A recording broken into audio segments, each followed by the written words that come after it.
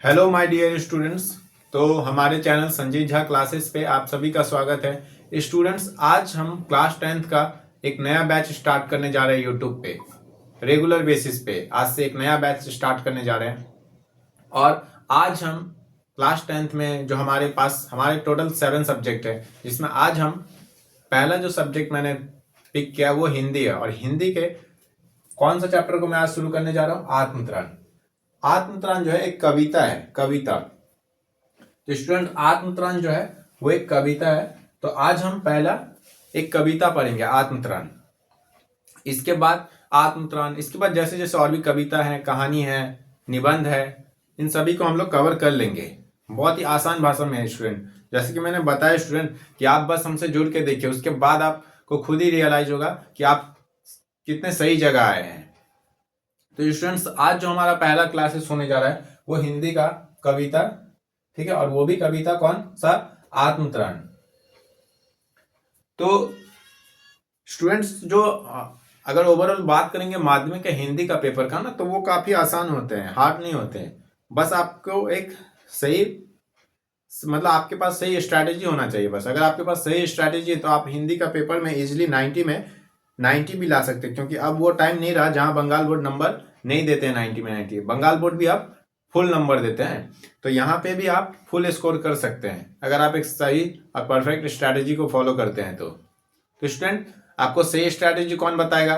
तो उसके लिए स्टूडेंट आप वो सब स्ट्रैटेजी मुझ पे छोड़ दीजिए। आप बस हमारे क्लासेस को जितना मैं पढ़ा दूंगा उस चीज को बस आप फॉलो करते चले जाइए, रिजल्ट आपको खुद ही देखने को मिल जाएंगे। तो स्टूडेंट्स, आज आत्मत्राण पढ़ेंगे। तो शुरू करते हैं आत्मत्राण। आत्मत्राण एक कविता है। इस कविता के जो कवि हैं वो रविंद्रनाथ ठाकुर है। तो रविंद्रनाथ ठाकुर से संबंधित कुछ इंपॉर्टेंट फैक्ट उनके बारे में, उनके जीवन से रिलेटेड कुछ बातों को जान लेते हैं स्टूडेंट। तो रविंद्रनाथ ठाकुर जी का जो जन्म है वो 6 मई 1861 को हुआ था बंगाल के एक संपन्न धनी परिवार में। तो स्टूडेंट्स, जो रविंद्रनाथ ठाकुर है ना, उनका जन्म 6 मई 1861 को बंगाल के एक धनी और संपन्न परिवार में हुआ था। मतलब उनके जो दादा थे, पिता थे, वो काफी क्या थे ना, जमींदार फैमिली से थे। वो लोग काफी, उनके पास जमीनें थी, काफी वो लोग धनी व्यक्ति में आते थे। इसके बाद रविंद्रनाथ ठाकुर पहले भारतीय थे। स्टूडेंट्स, रविंद्रनाथ ठाकुर पहले भारतीय थे जिन्हें नोबेल पुरस्कार से सम्मानित किया गया था। तो देखिए स्टूडेंट, कितने एक इंसान के लिए कितने गर्व की बात होती है कि वो एक पहले भारतीय हैं जिन्हें नोबेल पुरस्कार से सम्मानित किया गया था। और उनकी जो शिक्षा दीक्षा हुई, जो प्रारंभिक शिक्षा दीक्षा हुई, स्टार्टिंग के जो बेसिक शिक्षा दीक्षा होते हैं ना, वो घर पे ही हुई उनकी। और उन्हें प्रकृति से बहुत ज्यादा लगाव था, प्रेम था। उन्हें प्रकृति से बहुत ज्यादा ही प्रेम था।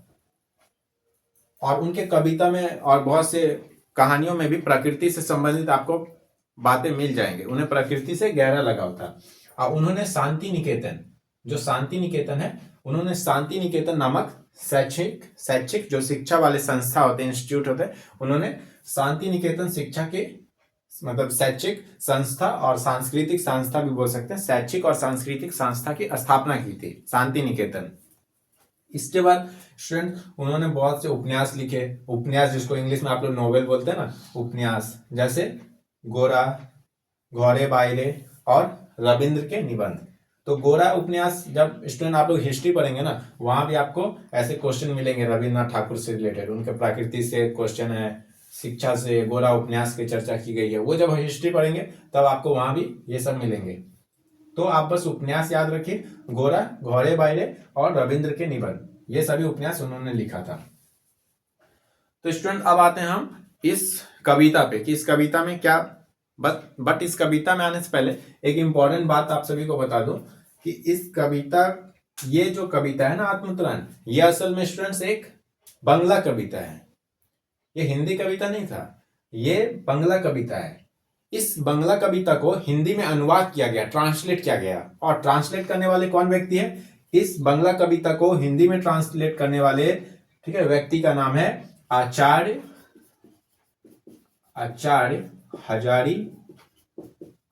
हजारी प्रसाद द्विवेदी। ठीक है, आचार्य हजारी प्रसाद द्विवेदी।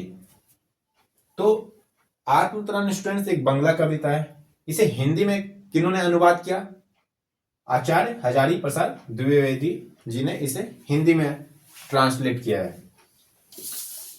तो और ये क्वेश्चन आपको बनते हैं स्टूडेंट, बहुत बार माध्यमिक में पूछे गए हैं कि आत्मतरण कविता का बंगला से हिंदी में अनुवाद किसने किया?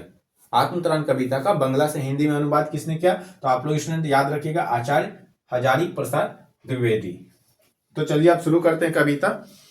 इस कविता में स्टूडेंट्स जैसा कि आप देख सकते हैं हमारे हाथ में भी फोन है, क्योंकि अभी फिलहाल इस वक्त हमारे पास क्लास 10th के हिंदी के बुक नहीं है। ठीक है, तो हम यहाँ पे हिंदी बुक से ही मेरे पास फोटो है उस कविता के, तो मैं उस कविता को पढ़ के एक एक पंक्ति आपको समझा रहा हूँ। तो कुछ इस तरह से ये कविता स्टार्ट होती है, और यह कविता एक प्रार्थना गीत है स्टूडेंट, प्रार्थना गीत, प्रेयर की तरह। जैसे हम लोग भगवान के सामने प्रार्थना करते हैं, उसी तरह से रविन्द्रनाथ भी प्रार्थना किए हैं, लेकिन वो हम लोग जैसा नहीं, वो बिल्कुल अलग प्रार्थना किए हैं। जैसे स्टूडेंट हम लोग इंसान अक्सर क्या प्रार्थना करते हैं भगवान से कि भगवान हमको ये दिला दीजिए, हमको ऐसा घर दिला दीजिए। ठीक है, मतलब मेहनत कम करना चाहते हैं, कम मेहनत में हमें इतना ज़्यादा पैसा मिल जाए, घर मिल जाए या गाड़ी मिल जाए, स्टूडेंट ऐसा। बट यह प्रार्थना गीत जो रविन्द्रनाथ ने ईश्वर के समक्ष गाया है ना, प्रार्थना गीत, वो बिल्कुल ही अलग है, हमारे सोच से ही परे हैं, एकदम अलग। और असल में स्टूडेंट जब इस कविता को पढ़ेंगे तो आपको भी बहुत सीख मिलेगा कि प्रार्थना जो होता है ना, सच्चा प्रार्थना, वो कुछ इसी तरह से होना चाहिए जैसे रविन्द्रनाथ ठाकुर जी ने प्रार्थना गीत गाए हैं, कुछ इसी तरह से। हो सकता है इसके बाद आप में बहुत से चेंजेस आ जाए कि अब भी भगवान के सामने ऐसे मतलब आप जो प्रार्थना करते हैं या हम लोग जो प्रार्थना करते हैं वो लोग पूरा चेंज हो जाते हैं इस आत्मतरण कविता को पढ़ने के बाद। तो इस कविता में सबसे पहले जो लाइन है ना, पंक्ति, वो है, विपदाओं से मुझे बचाओ यह मेरी प्रार्थना नहीं। विपदाओं से मुझे बचाओ यह मेरी प्रार्थना नहीं। रविन्द्रनाथ ठाकुर जी ईश्वर के समक्ष कह रहे हैं खड़े होके कि हे ईश्वर, विपदाओं मतलब संकट, मुसीबत से मुझे बचा लीजिए। ऐसा प्रार्थना मैं आपसे नहीं कर रहा कि मैं कोई भी मुसीबत में पड़ूं आप मुझे बचा लीजिए, ऐसा नहीं, बल्कि केवल इतना हो करुणा में से यहाँ ईश्वर की ओर संकेत किया जा रहा है जो दयालु होते हैं। कभी ना विपदा में पाऊं भय, बस आप मुझ पे इतना दया करिएगा, इतना करुणा में कर दीजिएगा, ठीक है, दया करिएगा कि मैं कभी भी उस विपदा में, किसी भी तरह का विपदा में अगर पड़ूं, मुसीबत में पड़ूं, तो उसमें मैं भय ना पाऊं, मतलब मुझे डर ना लगे, मैं खुद में, आप मुझसे उस विपदा से संघर्ष करने का मेरे अंदर शक्ति दीजिएगा, आप ही मेरा सब काम कर दीजिए, बचा दीजिए। ऐसा मैं आपसे प्रार्थना नहीं कर रहा हूं, बल्कि अगर मैं किसी मुसीबत में पड़ता हूं तो उससे मैं कैसे, उस मुसीबत को कैसे हरा सकूं, कैसे लड़ सकूं, या फिर उसमें मुझे कोई डर ना लगे। ठीक है, आप मेरे अंदर इतना शक्ति दीजिएगा कि मैं किसी भी मुसीबत में डर ना जाऊं। तो ये कह रहे हैं कवि। उसके बाद है, दुख ताप से व्यथित चित्त को, चित्त मतलब मन को, ना दो सांत्वना नहीं सही। मुझे सांत्वना यानी मुझे ऐसा नहीं चाहिए कि अगर जिस दिन मैं बहुत ही दुखी हो मेरा मन, तो आप मुझे उस दुख को ही एकदम खत्म कर दो, या फिर सांत्वना जैसे कि होता ना कि अगर कोई दुख है तो आप उसे पूरा तरह से खत्म कर दो, मेरे मन को हल्का कर दो, ऐसा नहीं, पर इतना होवे करुणा में दुख को मैं कर सकूं सदा जय। ठीक है, बस सिर्फ आप मुझे इतना शक्ति दीजिएगा, इतना उस शक्ति दीजिएगा कि मैं उस दुख पे हमेशा जय हासिल कर सकूं, मतलब उस दुख को हरा सकूं, उस दुख पे मैं दुख को पराजित कर सकूं। ठीक है, कोई कहीं सहायक ना मिले तो अपना बल पौरुष नहीं ले। यहाँ कहते हैं कवि ईश्वर से कि अगर इस संसार में मेरा कोई सहायक ना मिलता है, अगर कोई मुझे मदद नहीं करता है, ठीक है, तो अपना बल पौरुष नहीं ले। तो जो हमारा बल है, आत्मबल है, सेल्फ कॉन्फिडेंस जिसको बोलते हैं, सेल्फ कॉन्फिडेंस, आत्मबल, वो न डगमगाए। मतलब अगर मेरा कोई हेल्प करने वाला नहीं भी मिलता है इस दुनिया में, तो मेरा जो आत्मबल है, खुद का सेल्फ कॉन्फिडेंस है, वो कभी ना डगमगाए। हानि उठानी पड़े जगत में, लाभ अगर वंचना रही। अगर इस संसार में, जगत मतलब संसार, अगर इस संसार में सिर्फ मुझे हानि ही हो रहा है, ठीक है, मेरा नुकसान ही हो रहा है, और अगर मुझे लाभ नहीं मिल रहा है, तो भी मैं मन में ना मानूं है, तो भी मैं आप पे कभी संदेह ना करूं, ठीक है ईश्वर, कि आपके वजह से ही ऐसा हो गया, ऐसा मेरे अंदर कभी भी सोच ना आए। मेरा त्राण करो अनुदिन तुम, यह मेरी प्रार्थना नहीं, बस इतना हो बे करुणा में, तरने को हो शक्ति अना में। बस सिर्फ इन सब चीजों से, इस हानि से, दुखों से, इन सब चीजों से तरने का, ठीक है, इन सब चीज़ों से बाहर निकलने का, इन सब चीज़ों से लड़ने का, ठीक है, हमारे अंदर हिम्मत आप भरिएगा संघर्ष करने का। मेरा भार अगर लघु करके, ठीक है, मेरा दुख अगर लघु कम करके, ना तो संतापना नहीं सही, केवल इतना रखना अनुनय, वहन कर सकूं इसको निर्भय। अगर मेरा दुख आप नहीं कम कर रहे हैं तो भी बस आप इतना ध्यान रखिएगा कि आप मेरे अंदर इतना शक्ति दीजिएगा कि मैं इसको खुद ही वहन कर सकूं, खुद ही इस दुख को हटा सकूं। नत सिर होकर सुख के दिन में, और सुख के दिनों में भी वो ईश्वर को भूलना नहीं चाहते हैं। जैसे स्टूडेंट, हम सभी लोग अक्सर क्या करते हैं कि जब हम खुश रहते हैं, बहुत ज़्यादा सुखी रहते हैं, तो सुख के दिनों में ईश्वर को याद नहीं करते हैं, भूल जाते हैं। पर वहीं जब हमारे समझ कोई मुसीबत आता है तो हम ईश्वर के सामने जाते हैं, ईश्वर को याद करते हैं। तो रविन्द्रनाथ ठाकुर जी कह रहे हैं कि दुख के दिनों में भी मैं आपको, अगर दुख के दिन में याद कर रहा हूं तो मैं सुख के दिनों में भी आपको याद करता रहूं, हर पल आपको याद करता रहूं, कभी आपको भूल ना जाऊं।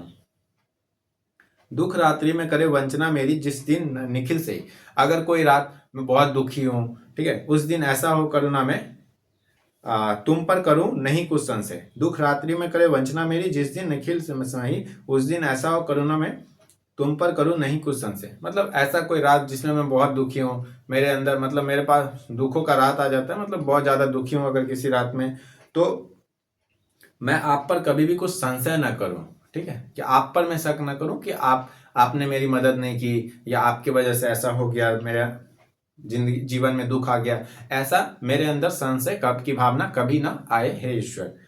तो स्टूडेंट, कविता में तो कुछ इसी तरह से प्रार्थना गीत कवि ने गाए हैं। तो इस कविता से स्टूडेंट हमें क्या सीख मिलती है? इस कविता से हमें यह सीख मिलती है कि हमें ईश्वर से शक्ति मांगना चाहिए। हमारे लाइफ में अगर कोई संघर्ष है तो उस संघर्ष को पूरा हटा दो, ऐसा नहीं बोलना चाहिए ईश्वर से, बल्कि ये बोलना चाहिए कि हे ईश्वर, हम अगर हमारा ये संघर्ष है जीवन में, तो इस संघर्ष से लड़ने का शक्ति दीजिए ताकि मैं इन संघर्षों पे जय हासिल कर सकूं, मैं इस संघर्षों को हरा सकूं, ठीक है। जैसे स्टूडेंट, अक्सर स्टूडेंट लाइफ में हम लोग बहुत से ऐसे गलती करते हैं कि हम लोग सही से पढ़ाई नहीं करते हैं, ईश्वर को बोलते हैं कि भगवान हमको इतना मार्क्स दिला दीजिए, पास करा दीजिए। तो स्टूडेंट, ऐसा नहीं होता है, बल्कि हमें हमेशा ईश्वर से बुद्धि मांगना चाहिए कि भगवान, कि मैं मेहनत करूंगा, बाकी आप अपना आशीर्वाद बनाए रखें जिससे मैं मेहनत करके और एग्जाम में, अगर स्टूडेंट है तो एग्जाम में नंबर भी लाऊंगा। तो स्टूडेंट, इस तरह के प्रार्थना होने चाहिए भगवान के समक्ष। तो इस कविता में कवि ने हमें यही संदेश दिया कि हमें ईश्वर से क्या मांगना चाहिए और क्या नहीं मांगना चाहिए, और साथ में हमें ईश्वर के समक्ष कैसी प्रार्थना करनी चाहिए, ठीक है। कि ईश्वर, रविन्द्रनाथ जी भी जानते हैं, हम सभी जानते हैं कि ईश्वर में सब कुछ कर देने की पूरा शक्ति है, कि ईश्वर सब कुछ को संभव, असंभव को भी संभव बना सकते हैं। पर वह कतई नहीं चाहते रविन्द्रनाथ कि वह ऐसा करे, वह कतई नहीं चाहते रविन्द्रनाथ कि ईश्वर ही सब कुछ उनके लिए कर दे। ईश्वर में सब कुछ कर देने की संभव है, वो सब कुछ को, असंभव को भी संभव कर देंगे, पर रविन्द्रनाथ नहीं चाहते, कतई नहीं चाहते कि वह सब कुछ उनके जीवन में जितने भी कुछ हो, दुख हो, ठीक है, या फिर कुछ मुसीबत संकट में पड़े, हाँ, हानि हो, उनके जीवन का सारा परेशानियों से संबंधित जितने भी चीजें होते हैं, इन सबको ईश्वर ही हल कर दे, ईश्वर ही इन सबको हटा दे, ऐसा वो कतई नहीं चाहते। बस इन सब चीजों से लड़ने की शक्ति चाहते हैं वो ईश्वर से। तो स्टूडेंट, आत्मतरण काफी एक आसान कविता है, एक प्रार्थना गीत है, जो हम सब समझ सकते हैं इसको आसान से भाषा में, और आप लोग समझ भी गए होंगे। अब आत्मतरण से संबंधित MCQ होते हैं, व्याख्यामूलक होते हैं, और कुछ लॉन्ग आंसर होते हैं, साथ में आपके कुछ 1 वर्ड वाले जो अति संक्षिप्त प्रश्न होते हैं। तो ये सब के हम भी, ठीक है, ये सब जो इंपॉर्टेंट क्वेश्चन होते हैं, इससे भी हम notes, important notes, hand written notes आपको प्रोवाइड करेंगे हमारे व्हाट्सएप चैनल पे। आप लोग को ये नोट्स देखने को मिलेगा स्टूडेंट्स, तो टेलीग्राम पे भी और व्हाट्सएप पे भी, ठीक है। क्योंकि जो अक्सर हम इसके बाद भी अगर एक कविता पढ़ेंगे ना, तो इन सब कविताओं से क्वेश्चन बनाना, क्वेश्चन का आंसर देना काफी आसान हो जाता है। कब? जब आपको उस तरह से आपने पढ़ाई की होगी, जब उस तरह से आपने उस कविता को समझा होगा। अब आप ये स्टूडेंट सोचिए कि आत्मतरण कविता को आप कभी क्या भूल सकते हैं?